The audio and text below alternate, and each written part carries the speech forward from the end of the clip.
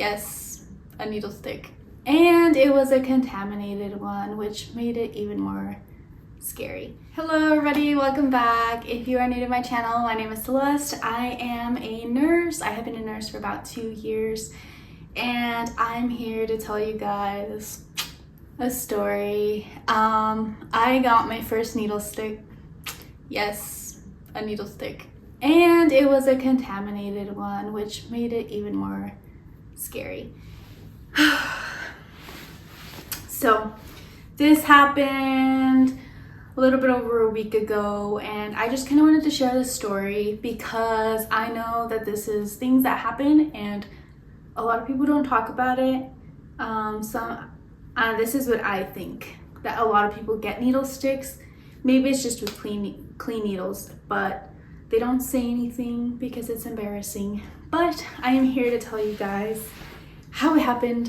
And yes, so I had a patient that needed a new IV.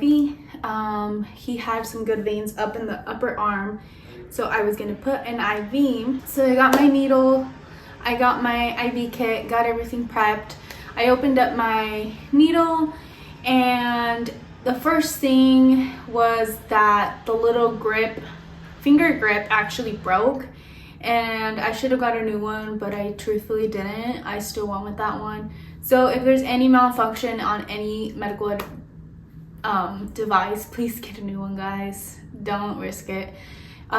Anyway, so I used it. I was like, I think I could still, move it, thread it through the vein.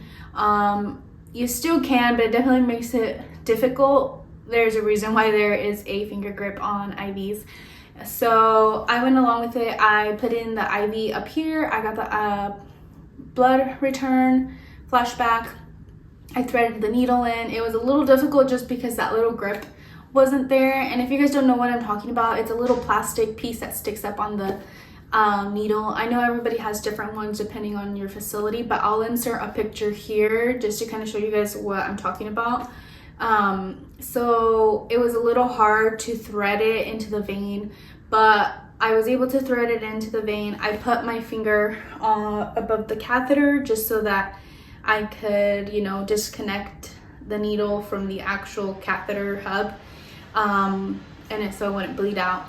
So I did that. I tried to put the safety, cover the needle basically, but because the finger grip wasn't there, it was a little hard, so it didn't completely cover the needle. There was like this much needle sticking out the tip of it, and the patient was moving a lot, landed on the bed.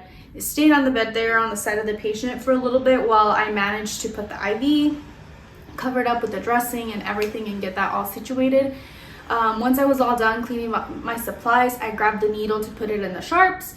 I didn't even realize, but when I picked it up with my left hand, it poked me like right here. It's pretty much healed. I have a little spot you can see, but it poked me. I didn't realize when I took my gloves off, there was blood on my finger, and I realized that I had poked my finger.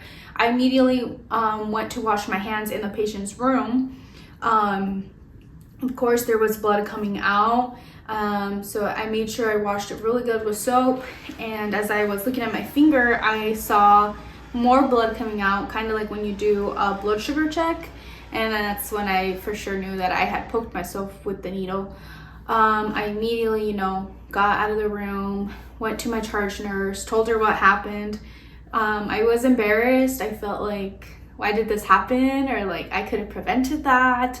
I should have used the other needle that didn't have that little broken piece.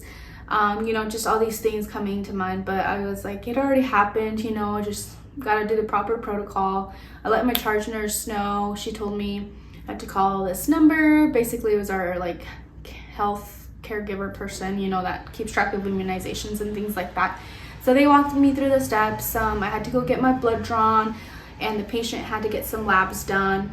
Luckily, I got results pretty quickly, within an hour or so. HIV was negative. They also tested for Hep A, Hep C, and some others.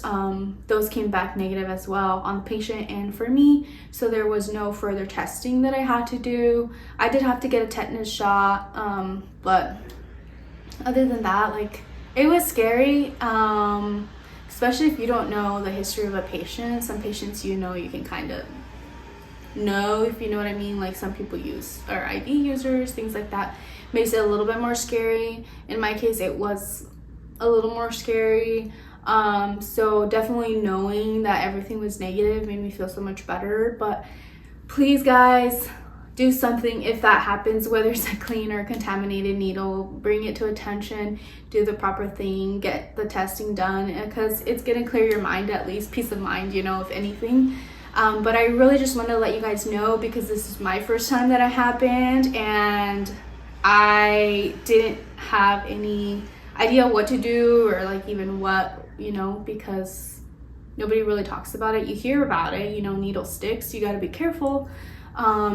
But yeah, once I kind of talked to the nurses around that worked with me, they also told me stories about their first needle sticks. So it seems like it does happen at least once, whether it's a clean or contaminated needle. But yes, guys, let me know below if this has happened to you. I would love to hear your guys' stories, just because it helps, you know, to kind of relate, and you know that we're not alone. It does happen, we're human, you know. But just a reminder to make sure your equipment's working, make sure you go at a slower rate, and just be truly safe.